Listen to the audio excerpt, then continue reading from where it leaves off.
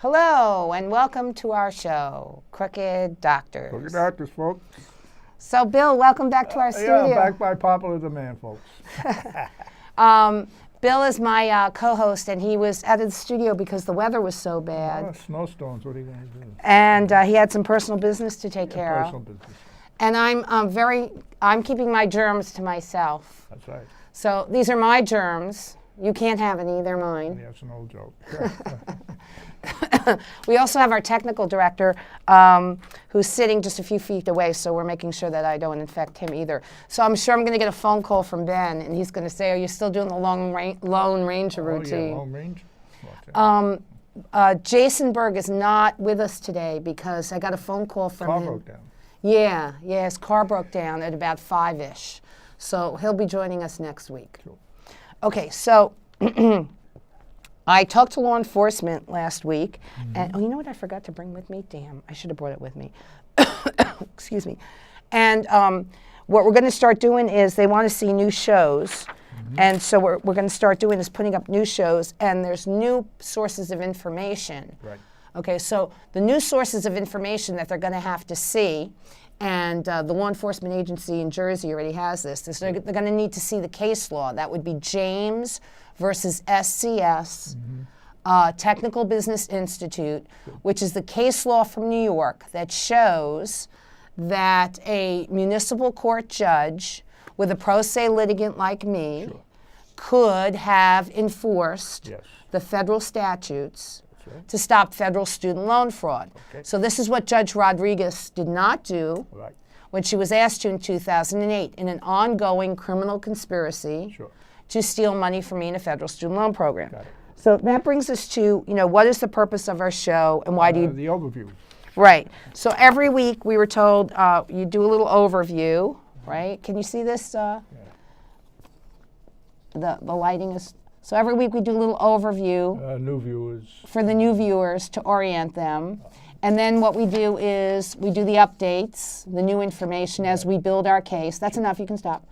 And then we'll go over the dirty lawyer tricks because we like to share what we've learned to make sure other people aren't taken advantage of. And then we like to help others. Absolutely. Okay, so that's basically our show. If you zoom out a little bit. And we got to do new facts, too. We need new facts. New facts. Yeah. So the purpose of my show originally was to expose enough facts so that I would not get killed. That's right. And as the show took on, changed, and I exposed more facts, then I'm a little bit more protected, and we start to build our case. That's right. So what we can do, now this is what I got to tell you. I went to a seminar yesterday. Oh. You have a Facebook page. The Facebook. Let her update our viewers on this. Okay, Bill has a Facebook page, and Jason Berg has a Facebook page.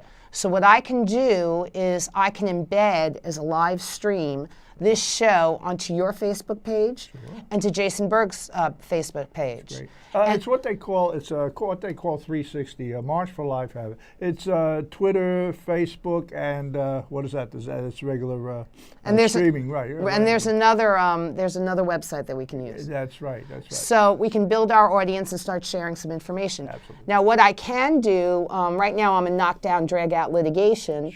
And I'm, appealing the false criminal charges against me. But in what I learned from the seminar yesterday is that in a couple months, I can set up a website, a web page.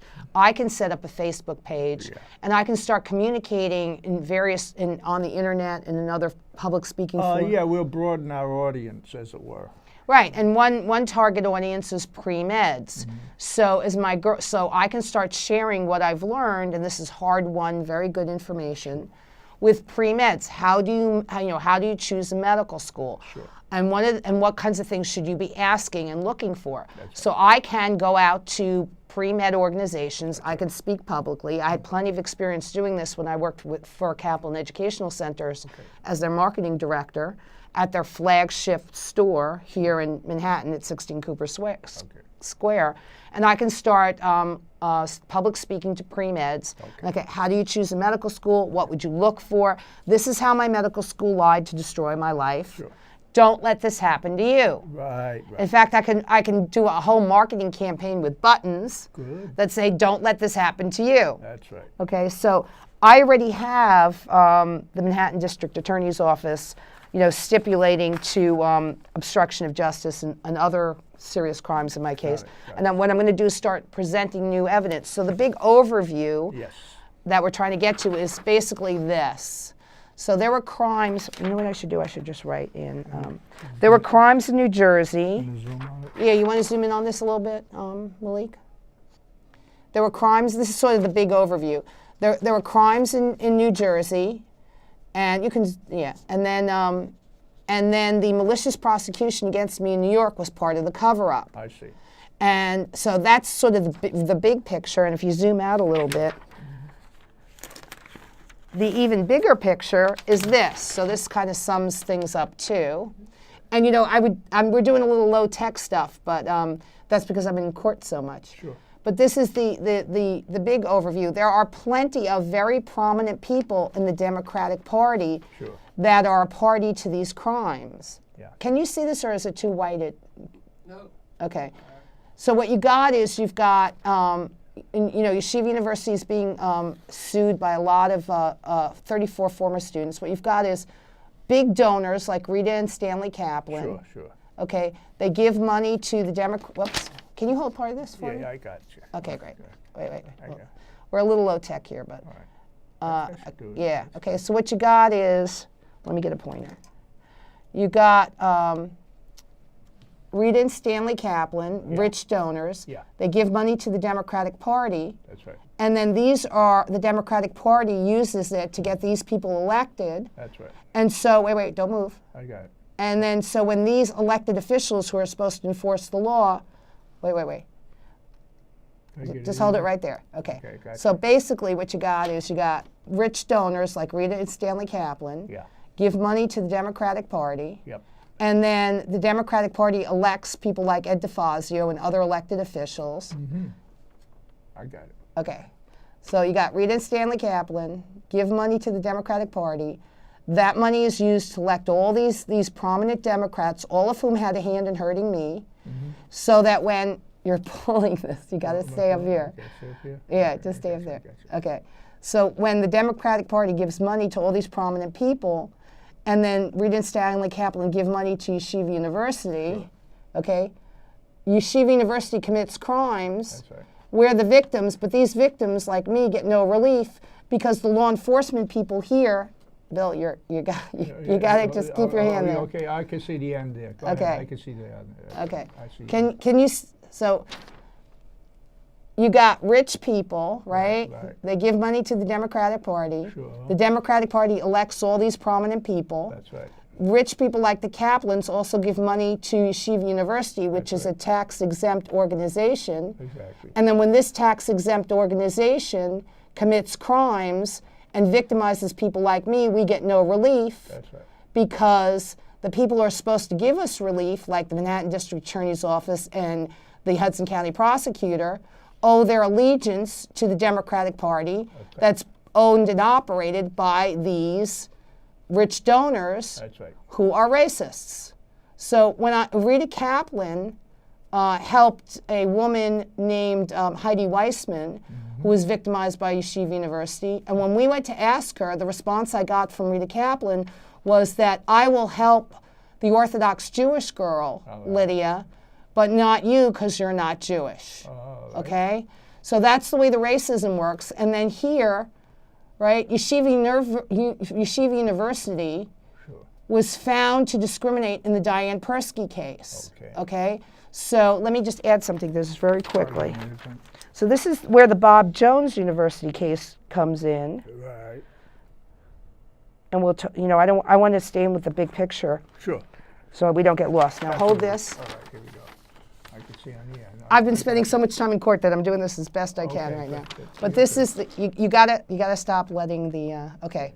So how does this all tie together? Well, Bob Jones University was victimized by a fabricated Supreme Court ruling. Right. And that fabricated ruling said if you have a university that's found to discriminate, then they lose their tax exemption. course. But there were no victims of Bob Jones University. That's right. Okay? Bob Jones University, just hold your hand steady. I got it. You want to brace your arm with your other arm? Sure.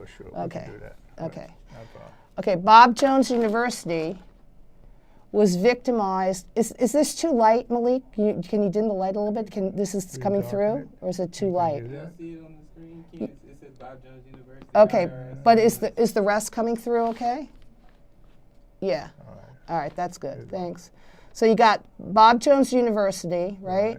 Was a few decades ago was found to discriminate on the base was found to discriminate, but in fact there were no victims of Bob Jones University. It was a completely fabricated argument. Okay, I got you. Go ahead. Okay. Yeah, It's a completely fabricated argument, completely made up by the U.S. Supreme Court. that's right. Okay, so now you have this completely fabricated argument, and Bob Jones University was stripped of its tax exemption. Okay. Now, decades later, Yeshiva University was found to discriminate in the Diane Persky case, I see. but Yeshiva University never lost its tax exemption. So why is that? Okay, so what we've got is a massive fraud that's been going on for decades, right? That gives Orthodox Jewish schools a great benefit Yeah. while the rest of us are getting screwed. Okay? Okay. So Orthodox Jewish schools like Yeshiva University and Torah College get lots of public money. Okay? They promote private religious education. Yes.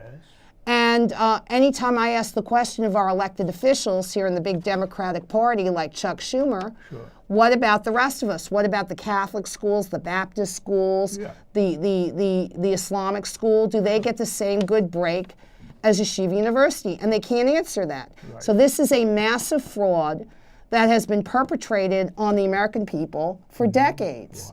Yeah. And the Democratic Party is helping All right. Okay. this discrimination. Notably, notably, people like Chuck Schumer, Yeah. Hillary Clinton. Now, the question was asked, I got to get the Time Magazine article. The question was asked in the recent Time Magazine article, can Hillary Clinton be stopped? Or what can stop Hillary Clinton because she wants to run for president? And part of her strategy is she's going to appeal to, feminist groups and be the first woman president. Yeah. Well, here's the problem with Hillary Clinton. Hillary Clinton was my U.S. Senator. Okay. Okay, so I'm going to write down this for 1 second. So we got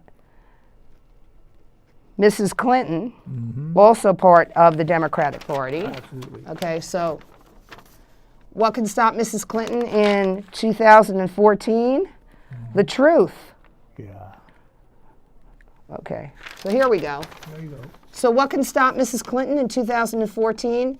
Well, the truth, Republican Party, because Mrs. Clinton, Hillary Clinton, was my U.S. Senator, and I went to her with these issues. And did you get the bum's rush? Thank you. Yes, I did, Bill. I miss you so much. I missed having you in the studio. I like it. Bill has a very dry humor. So yeah, I did get the bum's rush, and so Hillary Clinton is going to be running for. I got plenty of time. Oh, I'm sorry, it's not 2014. It's 2016 when she runs for president. Sorry. Well, yeah, it's a president. Sorry. So I'm sorry. Okay. When she runs for You president. made the correction. There we go. So in 2016, what can stop Mrs. Hillary Clinton? What can stop her? What can stop her? The truth. The truth. Okay, so she's a woman from the South. What did she do to tell the truth about Bob Jones University and this massive fraud that's been perpetrated? Nothing. Arkansas, yeah. Okay. Nothing. Okay, you can't win the presidency without the South, Mrs. Clinton, and you just lost the South. And you can't win the presidency without Bob Jones University, and you lost Bob Jones University. I got you. And you can't win the presidency without the women's vote, and you're not going to get the women's vote either. Okay? So basically, of course, the Democratic Party would love to see me dead, because not only do I take out a lot of these very prominent people, but I'm talking about the massive fraud that's been perpetrated on the American people for decades. Sure. And of course, they want me to shut up about it. So this is the really big picture, or this is the national picture. There's an international picture too, which I'm not sure I'm going to get to today. Right. But the bottom line is, You've got, the kind of fraud that I'm describing here and the kind of racism that I'm describing here is that the paradigm is the same sort of paradigm that used to operate in the Deep South. Oh, okay. So, when I was talking to Matt Shapiro about getting our bill passed, Right. I'm like, there's no difference between, or there's very little difference between, black people that used to get beaten up in the Deep South because the system was owned. Jim Crow folks. Yeah, the Jim Crow South, and this is a paradigm of the Jim Crow South. I'm talking about the racism that Orthodox Jews express for non-Jews and how they manipulate the system. Well, you substitute blacks, Gentiles for blacks, and so and Jews for the slaves. There you go. There you go. Same thing, different. Same church at wrong pew. There you go. Now, I wanted to share. I was talking. It's too bad Jason isn't here because I was talking about him. I was talking to Jason Berg before he. If he can call in, he will. He may not be able to. He asked me if I had this newspaper article that gives some insight into the kind of people that I'm dealing with. Sure. And when I was discussing this with my attorney, I was like, I'm dealing with the Orthodox Jews or the Orthodox community, and their idea of a dangerous woman is an educated woman. Sure. So to give some insight, this is an article, okay, if you zoom in, that just came out Sunday, January 26th. What paper is that? This is from, let's see. On the top there. Yeah, right here. Hold on. This is from the New York Post. Oh, Post. There you go. Okay, so here's this woman who wrote this book, Cut Me Loose, and it's about an Orthodox Jewish woman. Yeah. And what is germane here is that this is how they regard women. Now, she's talking about, her last name is Vincent, and she's talking about when she was growing up in this Orthodox Jewish household. Yeah. Let me just hold this. Hold it. Hold it. No. I got it. She's growing up in this Orthodox Jewish household. Can you zoom in on this? And she's saying that, yeah, that's good. She's got to be submissive. She can't talk to men. She has to dress conservatively, and she's not being able to go to college. So she's talking about what it was like, and here she's describing, when she's a teenager, and she says that she told her mother that she might want to attend college, and the answer to that desire was swift and brutal, and quote, "You can try to do that, and we'll just make a phone call to Dr. Pretsky, a psychiatrist, and have him lock you up in a hospital." Okay, this gives you insight to the people that I'm dealing with. Okay, they view an educated woman as dangerous. Right. Yeah, and they have to keep you submissive. Now, if you're a young woman and you want to attend college, like this woman's writing a book called "Cut Me Loose," which is recounting what her life was like. In this, it gives you insight into the kind of people I'm dealing with. I see. And if you express a desire to go to college or to be educated, they threaten you that they're going to use a hospital, a psychiatrist, a hospital, as a de facto prison to break you. Right. Okay, that's Soviet psychiatry. Yeah. That psychiatry is a political weapon, as a means of social control. What they did to this woman was incredibly cruel. And here's where she is now, okay?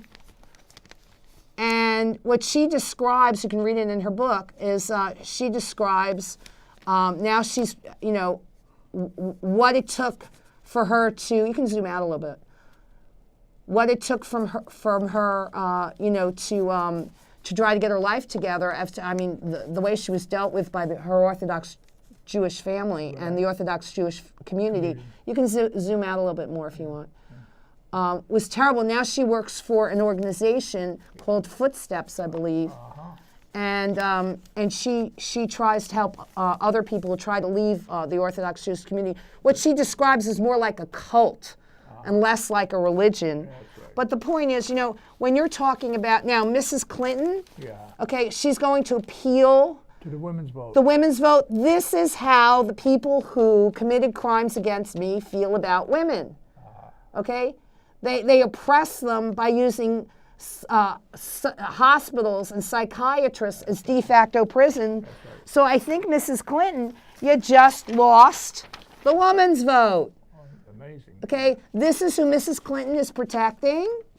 Okay, women, an Orthodox Jewish community that feels like if you want an education, that you should be locked up in a psychiatric hospital. Wow. Okay, that's really horrible, don't you think? I think so.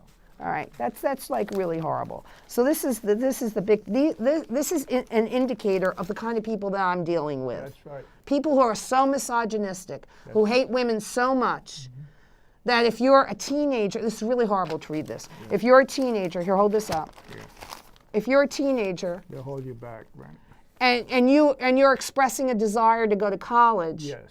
your mother in the Orthodox Jewish community says, I'll call a psychiatrist to have you locked up in a hospital There you go. until I break you. That's right. Okay, that is not the practice of medicine. It is not. Okay, shame on you, Dr. Blau. Shame on you. Okay, shame on Yeshiva University. This is what they practice. Okay, so this gives you insight. So I don't know, Mrs. Clinton, I don't think you're going to get the woman's vote just because you're a woman. It sounds like that. You know, if you could zoom in on this a little bit. I think you lost the Southern vote. I think you just lost the woman's vote. Yeah. And you sure ain't going to get any vote that talks about, you know, can you dim the lights a little bit? At Yeshiva University, right, I was expelled in violation of my civil rights. That's right. Okay, so Mrs. Clinton, you're supporting a school that would expel students Yeah. without a fair hearing? I don't know, I think you just lost, you know, anybody who believes it's civil rights and these are now human rights. Sure. You know, I don't see how Mrs. Clinton is going to win. I don't see how Chuck Schumer's ever going to win re-election. Oh, that's true. Okay, I don't see how any of these prominent people in the Democratic Party can tolerate me telling the truth. That's right. But I'm going to go out there and tell them. So the bottom line is, in Jersey right now, In Jersey. there's a independent federal prosecutor Yeah. that's going after Mr. Christie and his Republican administration like gangbusters. Of course, yeah. What are they doing about these members of the Democratic Party who are engaged in crimes against me, Yes.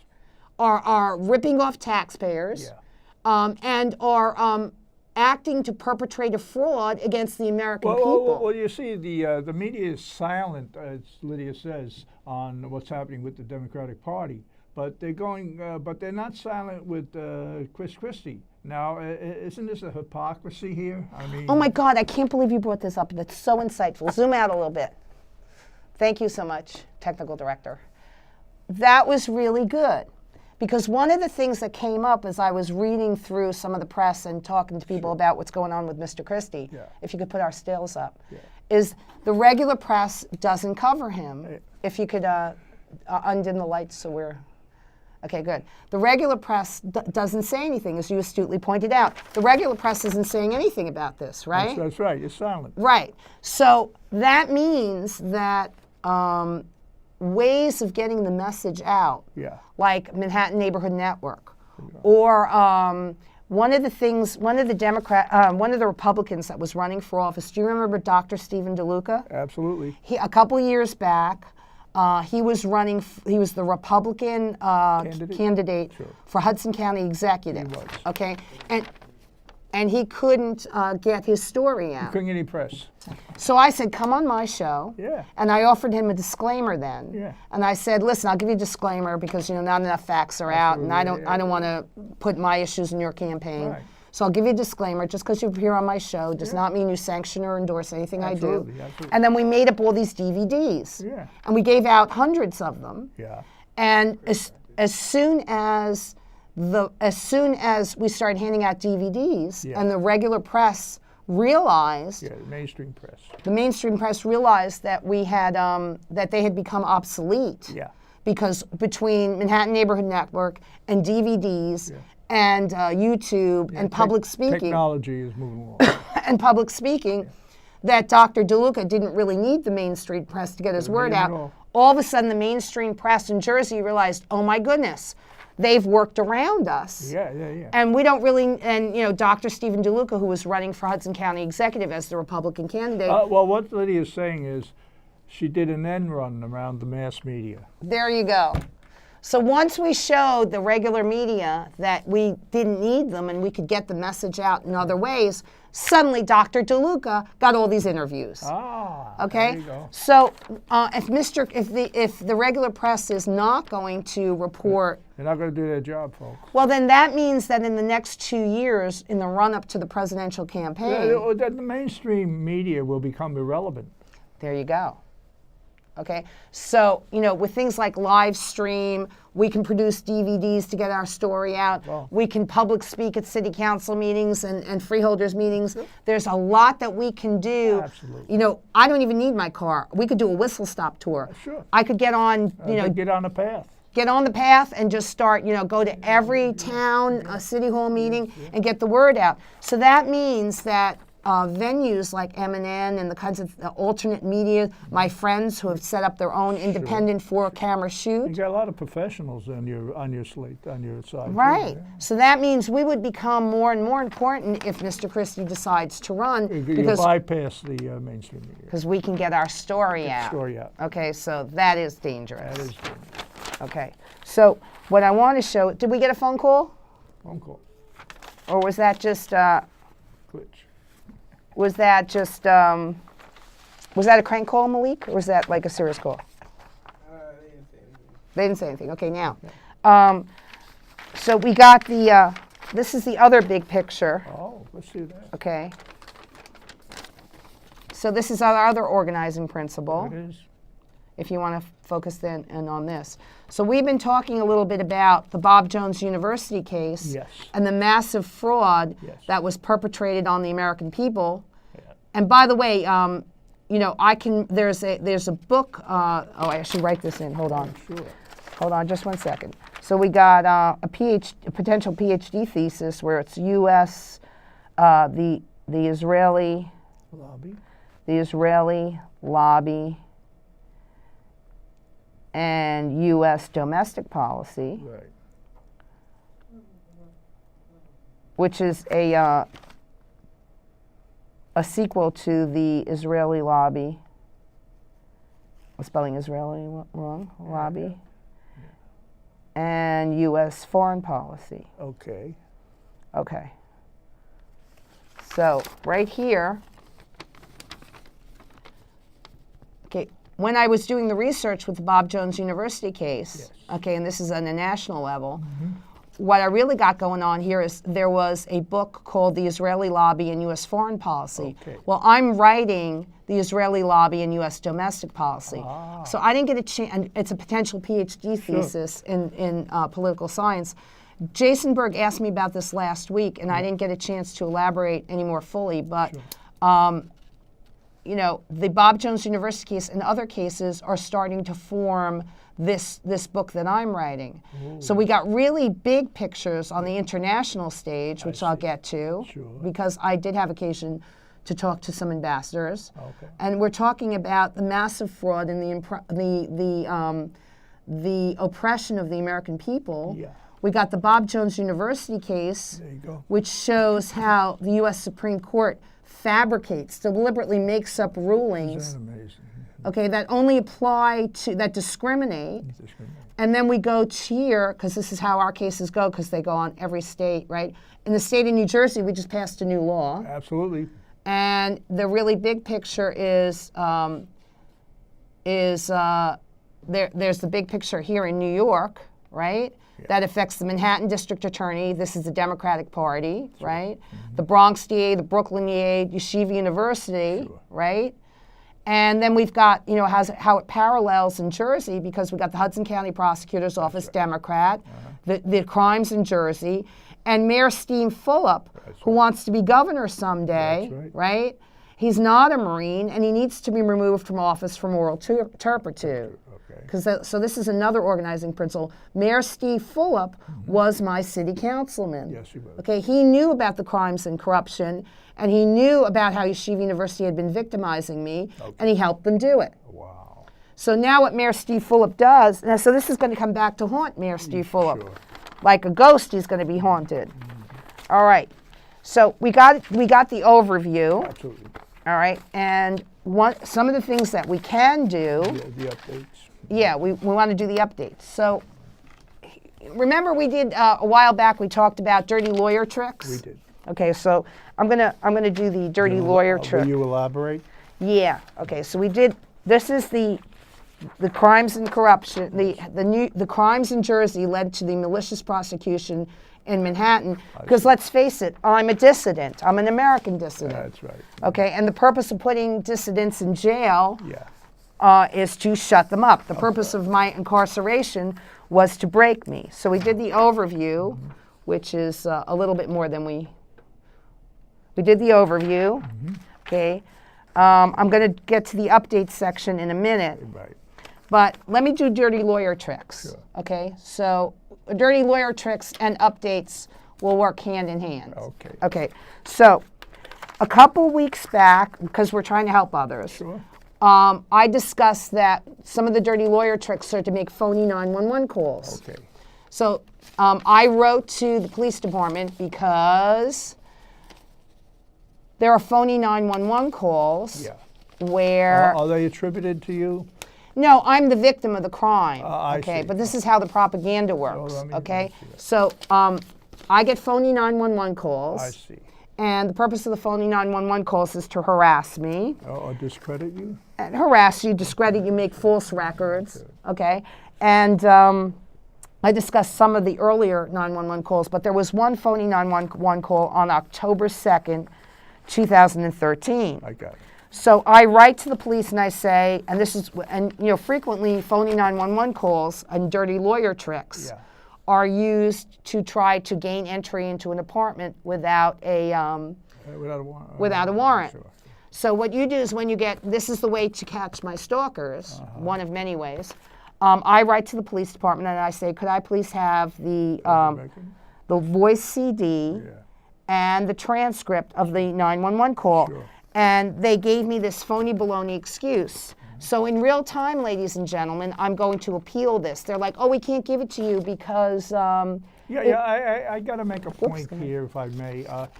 In New Jersey, it's what's called OPRA, the Open Public Records Act. You write to the city clerk, and you can get any kind of document. Unless what Lydia's thing follows a similar pattern there, but I don't know if there's a city hall or if there's a way to get. well, that. yeah. Because what you do is you do it under the New York State Freedom of And Information see, law. that's what New York has. New Jersey has a little different. Well, it's the same thing. Open Public Records Act. OPRA. Yeah. Or the Freedom of Information Act. Why? So under Freedom of Information, I asked the police to please give me the voice CD. I want to hear the voice. I see. And I want the written transcript of the phony 911 call that was made on October 2nd, 2013. One last thing is, now the law requires within a week or something they have to comply and get back to you. So you should check that out. Well, So they can't did. stall you forever. No, they did. They got back to me, and they're telling me a couple different things because basically this is propaganda. I see. They picked the date October 2nd, 2008, Of course. because October 2nd is when it is meaningful because that's Date of the incident? well, you know, it's kind of like October 2nd is meaningful because they're trying to create consistency in false records. I see. So they try to like make consistency in false records. Got it. There was no fight that was going on in the apartment in 17 Ocean Avenue on October 2nd, 2013. Sure. It's just a way to create false records. The police report? So, no. Something else. Okay, so my stalkers are making phony 911 calls. I got it. I've been asking for these CDs and the transcript. Sure. The purpose of the phony 911 calls is to create consistency in false records. Sure. I go down to one police plaza and I say, give them to me. Right. I get a response back and it says, oh, and this is part of the propaganda, oh, we're not giving it to you because we're protecting the life of, and the life and safety of witnesses. I'm the witness. I'm the complaining witness. I'm the victim of this crime. Okay? So what we're going to watch in real time is I'm appealing this. I see. Okay? So, moving forward, is this right. what you do? So what I'm going to do is I'm going to say, no. I'll read this and then, so what we're going to watch is updates and we're going to watch helping others. So we help others by, educating them, right? So these phony 911 calls are just a way to gain access to somebody's apartment without a warrant. Absolutely. And when the police come to my apartment, as they did on October 2nd, 2013, they're like, hey, can we come in and take a look around? Yeah. And I'm like, no, not without a warrant. Okay, 3 police officers, they thought they could bully me, they can't. Then I get the response from One Police Plaza that says, oh, we're not going to give you the voice CD or the transcript because we're protecting the life and safety of witnesses. I'm the witness. Yeah, that's how they twisted it. It's twist the truth, misconstrue, right? I'm the complaining witness. When you appeal, what's the next step? Well, you appeal to this records appeals officer. So we're going to watch this in real time because I'm going to give this to the FBI and other, hopefully an independent prosecutor. I see. And let's watch how the police department helps Yeshiva University cover up for crimes. So basically, I'm requesting the voice CD and the transcript from the 911 call that was made on October 2nd, 2013, because I am the victim of the crime. You are moving the ball forward. Here we go. This is so great, Lydia. Wait. I am the victim of this crime. Of course. I'm the one who's been harassed with phony 911 calls. So the denial of my request to access these materials twisted the truth. Absolutely. Okay? I am the witness whose safety and whose life is endangered. Right. So with this letter, I'm appealing this illegal, improper denial of my request because as the complaining witness and the target of these crimes, I have the right to access this information and press criminal charges against those who are making phony 911 calls to target and harass me. So I'm going to carbon copy this to the FBI. I got you. And let's see in real time, ladies and gentlemen. Can you zoom in on this a little bit, Malik? Because I'm going to show this to the audience. In real time, let's watch the NYPD harass Lydia Radin. Okay, because this will be making my argument for me. So this is my request, all right? And this is me putting the, this is the, zoom in just a little bit more. Okay, so this is the postmarked envelope. I see. This is the denial of my request, which twisted the truth. Okay, I'm the complaining witness. I deserve protection. And this is my letter. Which I was going to try to hand deliver today. I'm not sure if I can hand deliver tomorrow, but I can always overnight it today, right? And it says, I'm appealing this, okay? I want the voice CD and the transcript from the phony 911 call that was made October 2nd, 2002, because I'm the victim of this crime. Absolutely. Okay? And then what we'll do is we'll carbon copy it to the FBI and other law enforcement, okay? And we'll see the FBI help the NYPD commit crimes, okay? Which will basically, you can zoom out a little bit. Well, this is so good. You're moving the ball forward, Lydia, and that is great. So we're going to watch, right, the NYPD continue to cover up so they can make consistency in false records, all right? Which will basically prove my point for me. I see. So when I lecture to pre-med groups now, I'm going to be like, really, do you want to get involved with these people? Do you want to go to medical school at Yeshiva University? Now, in the Bob Jones University case, I already provided this to Judge Chen. Can you zoom in on this a little bit? A federal judge appointed by Chuck Schumer, and she's a new federal judge, has the Bob Jones University case. So this is when I provided it to her. This is Judge Pamela Chen. I got it. So Judge Pamela Chen has to be accountable now because I gave her the Bob Jones University case. I got it. Okay, she has no excuse. And if you read Justice William Rehnquist's dissenting opinion, he says, look, this is completely fabricated. This is completely made up. So the question, and this is the Bob Jones University case, so the U.S. Supreme Court is making up, fabricating a ruling. There are no victims. Okay? They fabricated this reason as it was a witch hunt to go after Bob Jones University, but they claimed that if you discriminated, you would lose your tax exemption. I got it. So, Judge Chen, I'm going to hold your feet to the fire with the House Judiciary Committee, and I can send this to the FBI, and we can watch this in real time. And the question is, Judge Chen, how come Bob Jones University, remember, you zoom out a little bit, this is the big picture. This is our national stuff, right? Okay, so Judge Chen, you want to hold this? This is Judge Chen. I'll hold this for you. I'll see if I can do a good job on this. So Judge Chen, how come the IRS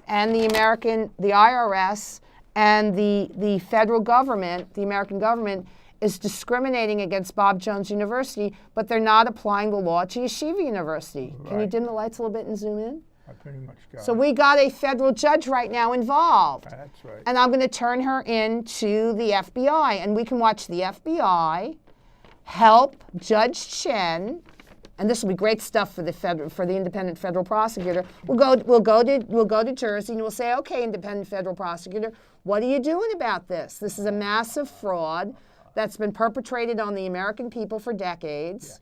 Okay, the Supreme Court is making stuff up. Right. Right? They're discriminating against Bob Jones. They're discriminating against me. That's How come the IRS can't apply? Why is there a double standard? That's right. Okay, Double and Mrs. Clinton and Chuck Schumer. How come you people can't tell the truth? Why is the Democratic Party and all these prominent people, District Attorney Morgenthau, DA Vance, in Jersey, Ed DeFazio, There you go. Tracy McQuade, Debbie Simon, There you go. the Congressman, now Senator Robert Menendez. Yeah. Why are all the U.S. Supreme Court Justice Sonia Sotomayor, one of the judges who lied in my case, That's right.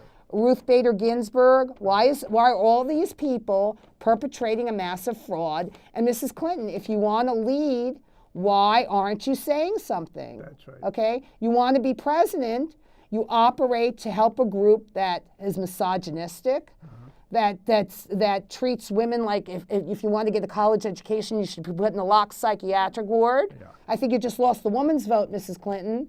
You lost the Southern vote. You lost the civil rights vote. Who the heck is going to vote for you? You can't tell the truth. That's right. So, it's in Jersey, if they're going to have an independent federal prosecutor go after Mr. Christie, and they're going to have Dawn Zimmer, Yeah. Hoboken man. Hoboken mayor. Dawn Zimmer has known about this for years because I used to speak in front of the Hoboken City Council. That's right. So Dawn Zimmer, why are you helping this racism continue? That's right. And Steve Fulop is the same thing. Mayor Steve Fulop. Why are they helping to perpetrate this racism? This is a massive fraud against the American people for years. And they're persecuting me That's right. because this is a way to shut me up. So if you zoom out a little bit. Okay. Okay. These, and I can probably get this in the next 20 minutes. These are I've referenced these before. Yeshiva University pressed false criminal charges against me That's right. in 2009, That's okay. 2010, illegally incarcerated me. Got it. And when we're talking about Jason Berg, I wonder if I have that. I was talking to Jason today. Yeah. What did he have? Oh, yeah. There you Okay. go. I sketched this out real quickly. Okay. As I was talking to Jason, preparing, we were going to discuss this. Can you zoom in on this a little bit? It's a little light. Yeah. Darken it up. So these are like my quickie notes as I'm doing them. Okay. And take away the stills. Yeah. Okay. Right now, Tony Lombardino Yeah. is my attorney. That's right. Okay. So he is supposed to be helping me perfect my appeal. That's true. Now, what happened was about a year ago, an appeal brief for my illegal conviction was submitted in the court. I got it. It was bad. It needed to be corrected. Yeah. I had it withdrawn. And Mr. Lombardino, who gave money to this dishonest attorney, we'll get to him later. That's right. Mr. Lombardino, I have audio tapes which are going up on the internet Okay. and videotapes, okay, claims that, oh no, once you withdrew the brief to correct it, that ended our Your relationship. history, right? No, it didn't.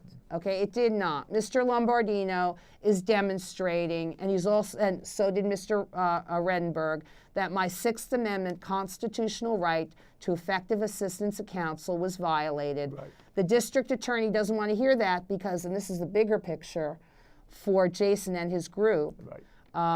and they're forming a citizens action group.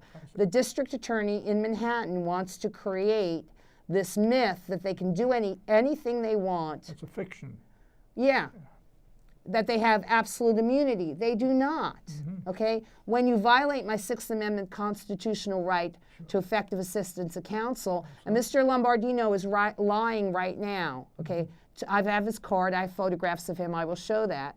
Okay, my attorney is lying right now. He claims that because I had to have my appeals brief withdrawn so I could correct it, Sure. that ended our relationship. It's no longer valid. Okay, that's a lie. I see. Okay, so I got about a minute audio tape that I'm going to try to work up tonight after the show and put on the internet so everybody can hear Mr. Lombardino lie. Sure. Okay, he's going to be disbarred for this. He will be. All right, so when my attorney says, oh yeah, we submitted a brief and then you insisted that that brief be withdrawn so it can be corrected. That's right. And then he lies and says, well, when you withdrew that brief, that ended our relationship. He lied. Yeah. He's demonstrating that my Sixth Amendment constitutional right to effective assistance of counsel is being violated That's right. now. Absolutely. Okay? And they want the district attorney's office to continue to perpetrate this myth that they have absolute immunity. No, they don't. No. When you violate my Sixth Amendment constitutional right with all these dirty lawyer tricks, okay, then you know you do not have absolute immunity. Absolutely not. Okay, and once again, what we got is Soviet psychiatry, Yeah. Soviet Union show trials, Yeah. and all of this is to get me to keep my mouth shut. Dissidents, they get rid of the political dissidents. Right. All of this is to get me to keep my mouth shut because Yeshiva University doesn't want the truth to come out. And is that to discredit you? Yes. I see. So Yeshiva University and the Democratic Party do not want the truth to come out. But the truth is coming out anyway. And certainly Hillary Clinton, who was my U.S. senator, and I contacted her office. Every single senator, when I talk to Senator Grassley, they're like, go to Mrs. Clinton. She sits on the Education Committee. That's right. She is supposed to demonstrate that she would not allow the career of another professional woman to be destroyed. Exactly. Okay, Mrs. Clinton sat on the Education Committee. She was supposed to be helping me as her constituent not have my career be destroyed. So all that Mrs. Clinton did is show on a personal level and on a larger scale level, she does not deserve our vote. Okay. Well, you could see where the Democratic Party would want me to shut up. Absolutely. Okay? That's right. So now we're going to get into a little bit of the details. All right, Convicting details. me. Yeah, I want to get this out because I've spoken about We the. better get it out now. Yeah. You got it. Okay. We've spoken about the. Oh, I should do this quickly. Do this one. Okay. Good. No, I can do that You do next week. next week. Okay. I've spoken Okay. about the LCME documents. Got it. Okay, and I've spoken about if you zoom out a little bit. Yeah. The LCME documents. These are documents that were deliberately withheld from me They were. before I went to trial. That's right. Now, when the documents that show that I'm telling the truth are withheld from me in the crime of obstruction of justice, Sure. you don't convict me. Yeah, that's right. All right? Let me give another example. And, you know, I can turn these into flyers and hand them out to all the Sure, pre-meds absolutely. and put it up on Facebook. Sure. And these are all the people who sat on my promotions committee. I was named as a witness against all of them. So when these documents are deliberately withheld from me I see. in response to a valid subpoena, you do not convict me. That's right. So now we're going to get. Are they going after the victim here? Thank you. Is that what's going on? Persecute the victim. Thank Okay, you. This is why, you see, you have to be here in the studio with me. Okay. All right, this is a page out of my, I'm trying to give examples that are as easy as possible. Sure. And I know that I've got to get new information to law enforcement because they're like, I spoke to a law enforcement guy this past week. He's like, Lydia, what about the new shows? What about the new information? That's Because right. part of You this want show, to update, yeah. part of this show is to give them the litigation points. Sure. So in upcoming shows, hopefully next week, Yeah. I need to show the case from James versus SCS Business Institute, I got it. which has already been put in the hands of I've already told the FBI about that. Good. Okay. Okay. That shows that Judge Rodriguez could have upheld the law in Jersey and refused to, so she needs to be disbarred. Sure. They need to see the affidavit from the Dr. Garg case Okay. that shows how Yeshiva University persecuted Dr. Garg, a student who came before me, in the same way they persecuted me. But right here, can you zoom in on this a little bit? James Daw was my attorney. Yeah. Okay. Now this is page 53 of my criminal trial transcript. And Michael J. Redenberg was my attorney. He's going to have to be disbarred. How about that? They're questioning him, okay? And they ask him, listen, did you represent her? And he says, yes. And on what issues did you, he says right here, I was retained by her to represent her in this dispute she had with her then medical school, the Albert Einstein College of Medicine, right. in summer of 1996. And they ask him, what issues did you represent her on? He says, well, there were issues of her withdrawal from medical school and for her application to be readmitted. Okay. Don't go anywhere, just now. Okay, this is a lie. All right, lie number one. And the LCME documents show that that's a lie. I got it. And I'm trying to make this as easy as possible. They ask him on the witness stand, in your capacity as legal counsel to Ms. Radin in her action against the Albert Einstein College of Medicine, did you correspond with the school? I got it. And he says, yes, I did. So where are his letters? Ah, Okay, where are his letters? something missing here. Okay, there was a valid subpoena made, and if the school did not come across with his letters, that's the crime of obstruction of justice. I got it, sure. So you don't convict me when the school commits the crime of obstruction of justice. Ooh. Now, they don't want James Doyle letters. They didn't want his letters to be released. They didn't want anybody to see them because in his letters, he talks about how there was no leave of absence. I got it. I was illegally locked out of my apartment. Of course you were. I was constructively evicted. Yeah. And as we're protesting to the school, they don't want all this to come out because they're trying to create this fiction Right. that I was on a leave of absence. Sure. I was not on a leave of absence. I got it. That's the LCME documents. Uh-huh. Okay, if I was on a leave of absence, there would have to be a letter from me Yeah, to the school that's right. requesting the leave, and then there would have to be a letter from the school Of course. to me granting the leave. There you go. There is no such thing. They lied. Okay. Okay? There was no withdrawal and then reapplication.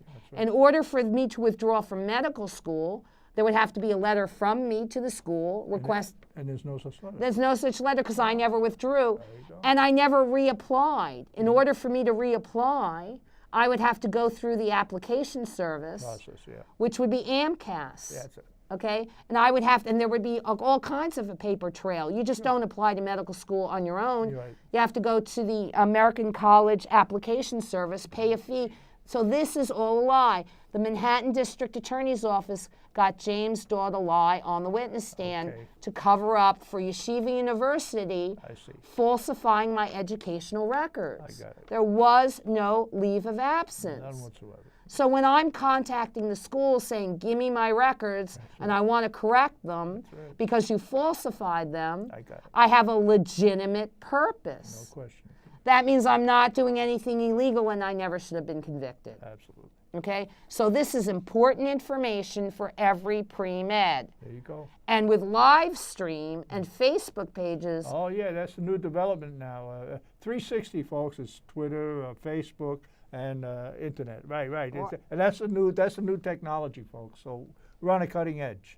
exactly. So I can get my word out without mainstream media. There you go. And this is helping others because every single pre-med needs to know Sure. how the school falsifies your records. I got it. Okay? Now, why is our government giving money to a school that falsifies student records? You know, one thing, let me mention, there's a phrase called crony capitalism. Now, what is crony capitalism? Well, a few political families control the society through their donations and campaign contributions. And basically, that's what's going on here. That's what we see here. Corporations, institutions, That's what we see here. We got rich people, crony capitalism. yeah, giving money to the Democratic Party, and the Democratic Party allows its elected officials to perpetrate crimes against individuals That's right. and the rest of society. There you go. And what is Mrs. Clinton doing about it? Doing jack.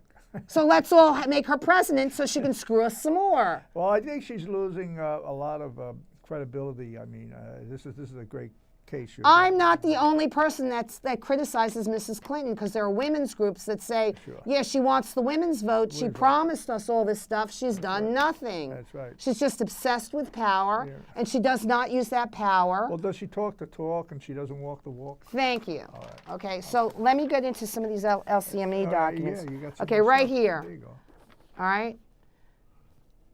I was not decelerated because of academic difficulty in my first year. Now, I've redacted my social security number and my Sure. birth date to protect my identity. Yeah, but go ahead. Okay, there was no academic difficulty. Okay, my classmates were cheating in anatomy lab, and I refused to go along with it. Right. My case was so mismanaged that I did fail a few classes. Okay, but this is not the truth. Okay. Okay, my school lied. I got you. Now we got, let's see, you're gonna see. Sure. They claim, okay, so they claim that, and once again, this is the outside reporting, right, through the Liaison Committee of Medical Education, that in 1996, for health reasons, right, you can see it over here, leave of absence, right, LOA. That's Michael Reichgott writing on this. They claim I took a leave of absence. Okay, and Not this true? Not true at all. Okay, here's where they say Lydia Radin, class of 1999, I was decelerated, has taken a leave of absence. Okay, that is not true. Okay, and look at all the people who are in on this. Okay, so that would be James David, that's Jimmy David, a psychiatrist who's stalking me through life like an animal, claiming that I was his patient when I wasn't. I was named as a witness against him in 1996. Okay. So he has a retaliatory motive. I got Okay, in the Abramova case. Yeah. Okay. Okay, and so we got Reichgott, let's see, David, Right. Janice Bennett at Columbia. Okay. All right. So when Marlene Abramova contacted me, I was named as a witness against Jimmy David. Wait, let me write this down. Yeah. In 2006. Okay. So in 2009, Right. 2010, he had a retaliatory motive. Sure you did. Okay, so did Detective Cologne Yeah. do an investigation? No. That's the 34th Precinct, NYPD. Okay? So here we go, right? These are the internal documents, okay? And James David, runs around, tells lies about me. I was never his patient. I was named as a witness against him in 2006 in the Marlene Abramova case, right? And in 2009, 2010, he had a retaliatory motive. Sure did. Detective Cologne from the 34th Precinct, NYPD, never did an investigation. That's right. I was named as a witness against Michael Reichgott. Janice Bennett was on my promotions committee. She's at Columbia University now. Okay, all these people are liars. Now, wait, very quickly before we go out. Sure. They get together. Here we go.